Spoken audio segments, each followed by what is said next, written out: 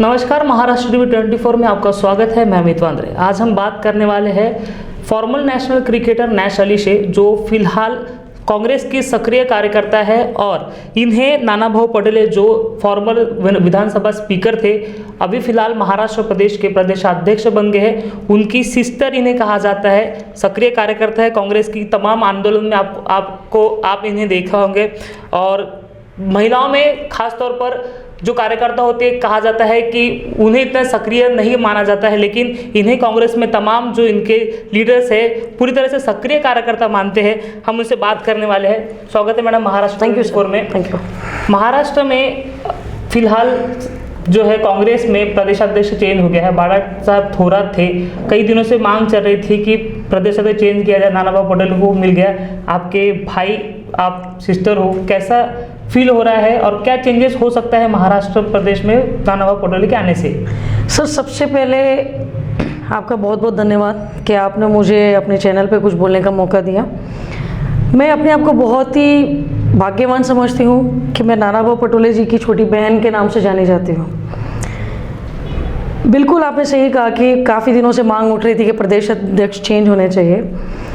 हर जगह बदलाव आता है सर, बदलाव के बाद ही कुछ रिजल्ट्स आते हैं। तो नाना भाऊ पटोले जी एक ऐसे व्यक्ति हैं जो कभी भी किसी पद के लिए उन्होंने ऐसी कभी विचारधारा नहीं बनाई कि मुझे यही चाहिए। उन्होंने हमेशा पार्टी का सम्मान रखा। जो भी आला हाई कमांड से उन्हें ऑर्डर मिला उसको उन्होंने फॉलो किया। वो एक किसान नेता है और उनकी जो विचारधारा है वो ज़मीन से जुड़ी हुई है। दूसरी चीज़ सर, अभी आपने और एक कहा कि उन्होंने विधानसभा स्पीकर पद पर से उन्होंने रिज़ाइन दिया। सर, देखा जाए तो ये पद सबसे बड़ा था एंटायर महाराष्ट्र में। सीएम के भी ऊपर मतलब जो पद होता है, जिसको एक इतना पावर होता है, लेकिन उनको ये आज जब आला हाई कमांड ने, हमारी श्रीमती सोनिया गांधी जी ने, राहुल जी ने जब ये जिम्मेदारी दी कि आप महाराष्ट्र की जिम्मेदारी उठाइए, तो उन्होंने बिना मतलब कोई भी संकोच किए पार्टी का हर आदेश को अपने कर्तव्य समझ के आज वो प्रदेश अध्यक्ष बन गए हैं। और मुझे पूरा भरोसा है उनकी निष्ठा पर, उनकी काबिलियत पर कि वो हर कार्यकर्ता जो कहीं ना कहीं अगर थोड़ा सा अगर थक गया था, तो नाना भाऊ के आने से वो डबल चार्ज हो चुका है। बाळासाहेब थोरात के नेतृत्व में क्या परेशानी थी, ताकि इतना विरोध चल रहा था उनके नाम से पूरे महाराष्ट्र में कि थोरात साहब नहीं होना है? तो कांग्रेस में इतना विरोध क्यों होता है प्रदेश अध्यक्ष के नाम, जो अध्यक्ष होते उनके? आप दिल्ली में भी देख लीजिए, राहुल गांधी या सोनिया गांधी, ये भी चल रहा है। हम फिलहाल महाराष्ट्र की बात करेंगे। तो उनके नाम से क्यों इतना विरोध था? सर देखिए, कुछ चीज़ें ऐसी होती है कि हर इंसान का कार्य करने का तरीका अलग होता है। अगर आप है, आपकी कार्य करने की जो शैली है वो अलग होगी, मेरी अलग है। नाना भाऊ पटोले का जो बेस है वो किसान है। उनके साथ आप एक चीज़ ध्यान में रखिए, ग्रामीण से जुड़े हुए लोग बहुत ज़्यादा हैं। और वो केवल महाराष्ट्र या विदर्भ के नेता नहीं, वो लोक नेता है। आप मेरे साथ किसी दिन अगर आप यूपी में होते या अगर आप दिल्ली में होते, तब आपको पता लगता कि नाना भाऊ की जो फैन फॉलोइंग नहीं बोलूँगी, जो उन्होंने कार्य किए वहाँ तक के लोगों के लिए, वो वर्क बोलता है। आज हर एक कार्यकर्ता को ये चाहिए था कि हम नाना भाऊ को चाहते थे। मुझे बाळासाहेब थोरात जी से कोई प्रॉब्लम नहीं है, मैं उनको बहुत सम्मान करती हूँ, मेरे बड़े नेता है वो, मेरा पूरा सहयोग है। लेकिन चेंज जैसे आता है, हम एक सत्ताधारी पार्टी भी अगर हम रखते हैं, अभी दिल्ली में बीजेपी सरकार है, 24 में इलेक्शंस होंगे, तो हर जगह चेंज तो आता है सर। तो मुझे लगता है इस बार चेंज नाना भाऊ के रूप में आया है, तो हमें उसको अच्छे तरीके से, इस अपॉर्चुनिटी को हम किस तरीके से हम ग्रैब कर सकते हैं। नहीं, नाना भाऊ बने हैं, उसमें कोई दुमत नहीं है। बाळासाहेब थोरात का विरोध क्यों हो रहा था? क्या अगर उन्हें प्रदेशाध्यक्ष दिया गया था तो आला कमान ने दिया होगा, तो उनकी गलती हो गई थी कि उनको प्रदेशाध्यक्ष दिया जाए इसलिए? नहीं सर, ऐसा मैं नहीं बोल पाऊंगी। किसी भी ऐसे बेवजह की मैं टिप्पणी नहीं करना चाहूँगी। मैं जैसे आपको ये कह रही हूँ, आप शायद मुझसे जो पूछ रहे हैं मैं समझ गई हूँ उसका मतलब, लेकिन ऐसा नहीं है। कांग्रेस में कहीं भी विवाद नहीं है, ऐसा कुछ नहीं है। एक घर है, थोड़ी बहुत बातें चलती है, बट इसका ये मतलब नहीं है कि हमें थोराट साहब से हमें कोई प्रॉब्लम थी, चेंज आता है। वो नाना भाऊ पटोले जी भी उनका बहुत सम्मान करते हैं, तो चेंज आना भी चाहिए। अब हमें देखिए, आज हम महाराष्ट्र में हम गठबंधन की सरकार चला रहे हैं। मैं आपको इतना आपके चैनल के माध्यम से इतनी श्योरिटी दे सकती हूँ कि 24 में हमारे जो रिजल्ट्स होंगे कांग्रेस के, वो उससे कहीं ज़्यादा बेहतर होंगे। 2019 में क्यों इतना ग्राफ नीचे हो गया? आप चौथे नंबर की पार्टी महाराष्ट्र में बन गई। सर देखिए, कई जगह कमियां रही हैं, मैं इससे इनकार नहीं करूंगी। जनाधार कम हो गया कांग्रेस का? नहीं सर, ऐसा नहीं है। कुछ जगह सर आप जैसे निष्ठावानी चैनल नहीं होते हैं, कुछ जगह बहुत सारी अजीब तरीके की मीडिया होती है, मैं नाम नहीं लेना चाहती हूँ, जो कि शायद सेंट्रल के इशारों पे चलते हैं। मीडिया ने आपको हराया? नहीं सर, मीडिया से कांग्रेस को गायब किया गया है। मीडिया से कांग्रेस को गायब किया गया है। आज भी कांग्रेस का जो कैडर वोट है वो ऑलरेडी वैसा ही है। अभी हम युवाओं की तरफ हम फोकस कर रहे हैं, हमें रोजगार की बातें करनी है।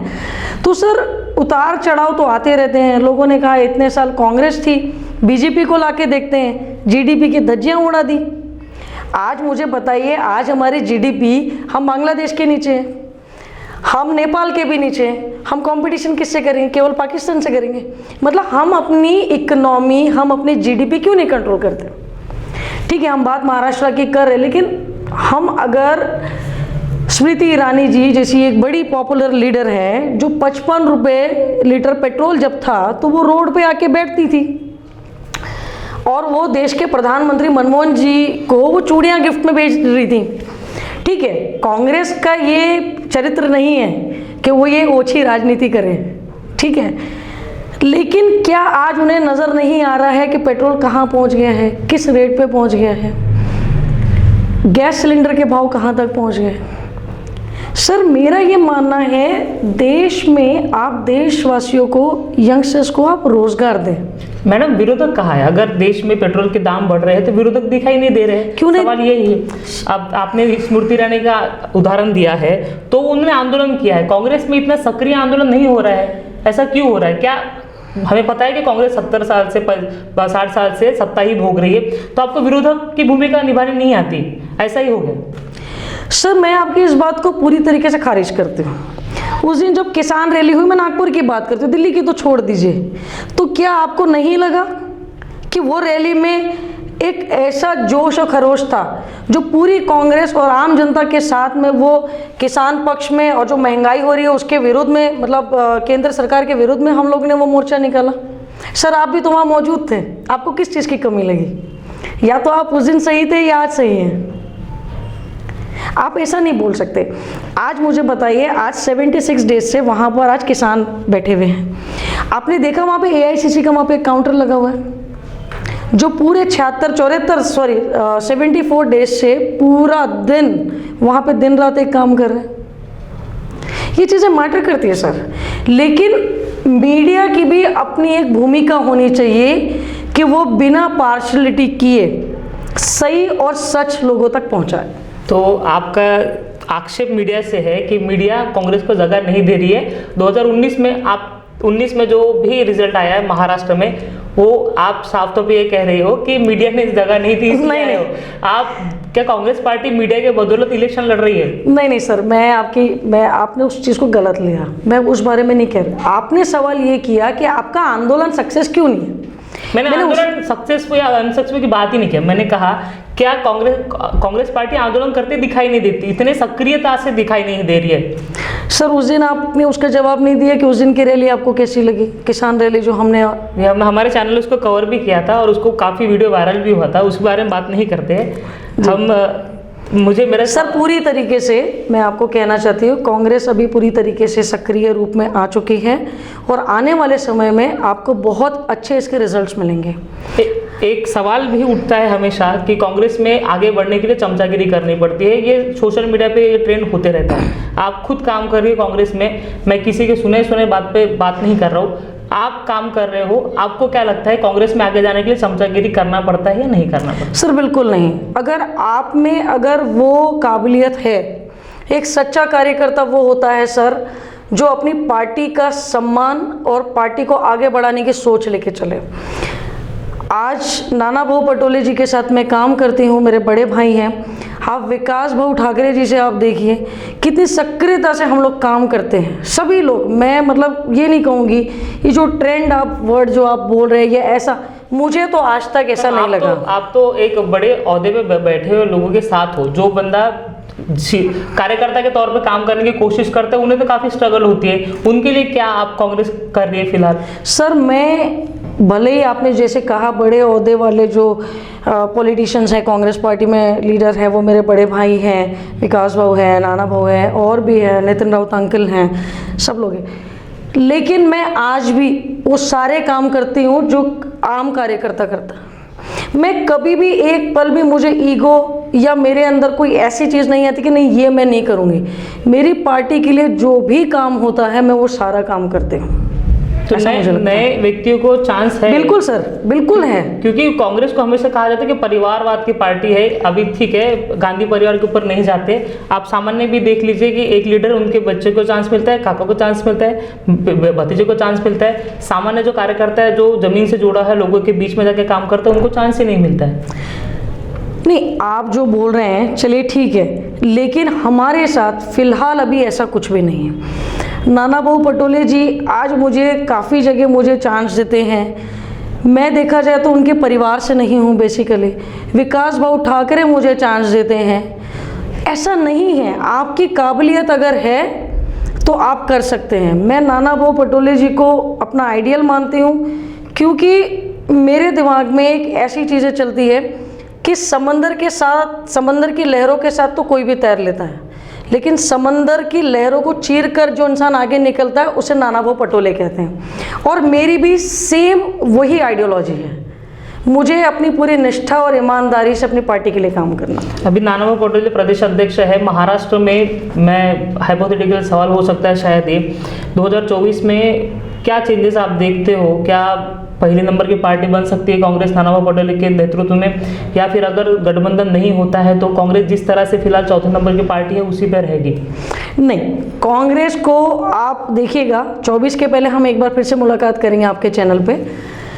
कांग्रेस में अभी एक नई ऊर्जा है, नए तरीके से हम काम करेंगे, बड़ों को, सीनियर्स को हम पूरा सम्मान देंगे, युवाओं की टीम को हम जोड़ेंगे और जितना हम कोशिश कर सकते हैं। लेकिन मैं आपको आपके चैनल के माध्यम से इतना कहूँगी, जैसे अभी आपने कहा कि कांग्रेस चौथे नंबर की पार्टी बन के रह गई है, तो इसको तो बिल्कुल अच्छी तरीके से हम ऊपर लेके आ जाएंगे। धरातल पे अगर देखा जाए तो कांग्रेस से लोग जुड़ना नहीं चाह रहे, सवाल ये है क्योंकि आपके ही पार्टी के पहले पूर्व एक आभा पांडे जी जो कांग्रेस की थी उन्होंने भी छोड़ दिया, फिर अभी वो राष्ट्रवादी में चली गई। अभी लोग कांग्रेस को नहीं ना अपनाते हुए राष्ट्रवादी की ओर जा रहे हैं। राष्ट्रवादी पहले नंबर की पार्टी बनती नजर आ रही है फिलहाल।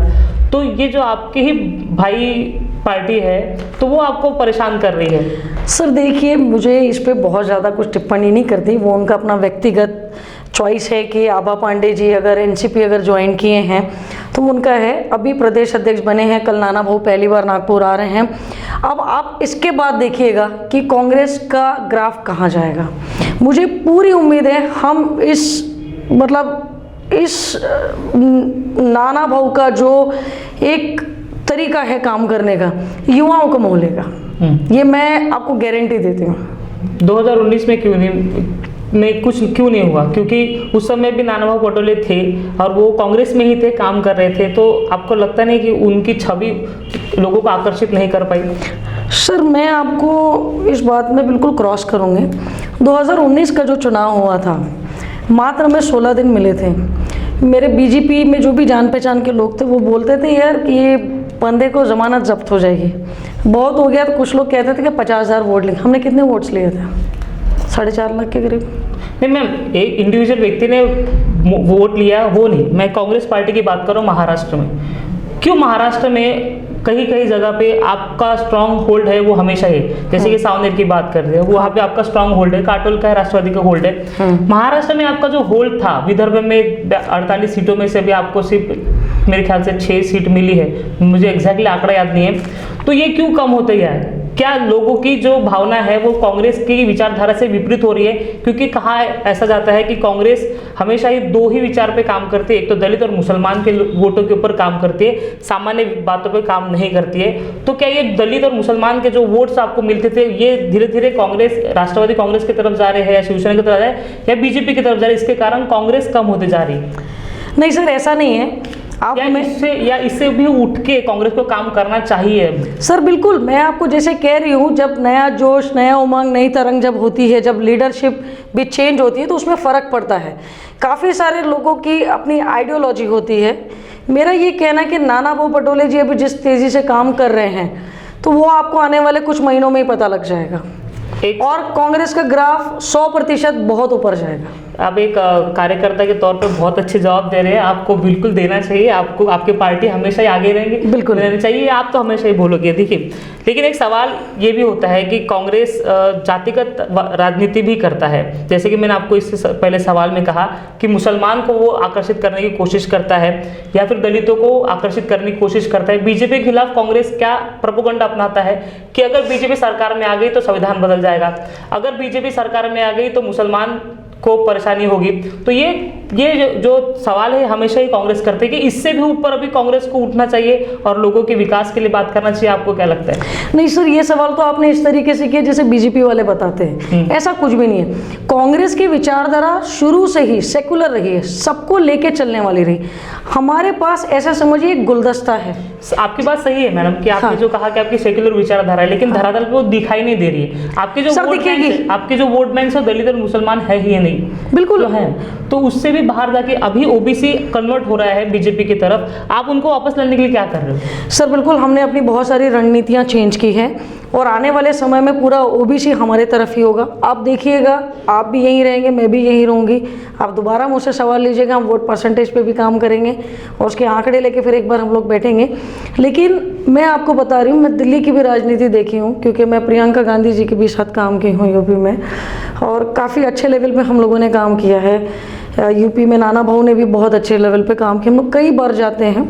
लेकिन कांग्रेस की विचारधारा दिल्ली से लेकर नागपुर की गली तक कभी भी पर्टिकुलरली एक समुदाय को लेकर के नहीं है, ऐसा नहीं है। एक सॉफ्ट कॉर्नर होता है, मैं एडमिट करती हूँ आपकी इस बात कि मुस्लिम्स का एक फिक्स होता है कि नहीं भाई कांग्रेस को ही वोट देना, ये है, मैं इस चीज़ से इनकार नहीं करूँगी। और दलितों का भी होता है कुछ परसेंटेज में और क्रिश्चियंस का भी होता है, लेकिन ऐसा नहीं है। आप सारा वोट कैलकुलेशंस कीजिए, उसमें आप पता कीजिए कि कितना वोट परसेंटेज है पर्टिकुलर कम्युनिटी वाइज। तो महाराष्ट्र से थोड़ा ऊपर जाते हैं और दिल्ली की राजनीति बात करते हैं। एक सवाल हमेशा ही खड़ा है, कांग्रेस अध्यक्ष कौन होना चाहिए? राहुल गांधी होना चाहिए, प्रियंका गांधी होना चाहिए या फिर सोनिया गांधी जो है वही रहना चाहिए? सर देखिए, ये all India Congress working committee इसका बेहतर आंसर कर सकते हैं। एक कार्यकर्ता के तौर पे आप तो जवाब। सर मैं राहुल जी को देखना चाहते हैं, प्रियंका गांधी को नहीं मानते? नहीं, प्रियंका गांधी को भी मानती हूँ, ऐसा नहीं है। अगर मैं प्रियंका गांधी बोल देती तो आप नेक्स्ट सवाल लेते, आप राहुल जी को नहीं देखते। आप भी एक रिपोर्टर हैं तो मैं आपको समझ सकती हूँ, आपको बैक टू बैक मुझे सवाल कर रहे हैं, मैं भी बैक टू बैक आपको आंसर करूँगी। ऐसा नहीं है सर, हर व्यक्ति की अपनी एक शैलीनता होती है। मुझे प्रियंका जी बहुत ज़्यादा पसंद है, मैंने बहुत ज़्यादा काम किया उनके साथ, लेकिन प्रदेश अध्यक्ष जैसे मुझे नाना भाऊ दिखते हैं यहाँ पे, वैसे ही मुझे सेंट्रल में अगर कोई दिखता है, मतलब कांग्रेस के मतलब नेशनल प्रेसिडेंट, तो मैं राहुल जी को देखना। राहुल जी के नेतृत्व में कई चुनाव आपने हारे हैं, यूपी के चुनाव हो गया उसमें भी आप हारे हैं, कांग्रेस बिहार में भी हारी है इसके पहले। तो उन्हें ऐसा कहा जाता है कि असफल कप्तान है वो कांग्रेस के, तो भी आप उन्हें देखते हो ऐसे कप्तान? सर जो हार के आगे आता है ना, वो ज़्यादा बड़ा स्टार बनेगा एक दिन, आप देख लीजिएगा। मेरा सवाल आपको शायद हर्ट कर सकता है क्योंकि सोशल मीडिया पे एक ट्रेंड हमेशा ही किया जाता है कि राहुल गांधी के बारे में लोग जो कहते हैं, हाँ, मजाक उड़ाते हैं। आप बोल दीजिए वो। नहीं, मैं नहीं बोलूँगा, मैं मेरे खिलाफ होगा, मेरे काम के खिलाफ होगा। तो इससे टेक ओवर कैसे करेंगे? इसके टेक ओवर करने के लिए उन्होंने क्या किया है? क्या कांग्रेस पार्टी उसको टेक ओवर करने के लिए उनके सामने जो भी वीडियो सामने आते हैं सोशल मीडिया पे, वो उनके आपके पार्टी के अगेंस्ट ही जा रहे हैं, तो वो चीज़ ना हो। जिस तरह से कांग्रेस बीजेपी आईटी सेल है, कहा जाता है कि वो टूट पड़ते हैं लोगों पे काम करने के लिए, वैसा कांग्रेस का आईटी सेल नहीं है जो लोगों के लिए जो रियल फैक्ट्स है वो सामने लाए, ऐसा कुछ सर पहले मैं आपके एक सवाल का जवाब देती हूँ, वो वर्ड मैं भी नहीं यूज़ करूँगी कि राहुल जी को कुछ एक बोला जाता है, ठीक है, पूरी बीजेपी पार्टी मिलके ये बात बोल रही थी, नरेंद्र मोदी से लेकर के तो सारे लोग, ठीक है। आप मुझे बताइए सारी पार्टी मिलके एक ही व्यक्ति पे क्यों टूट पड़े, इसके पीछे कारण ढूंढिए।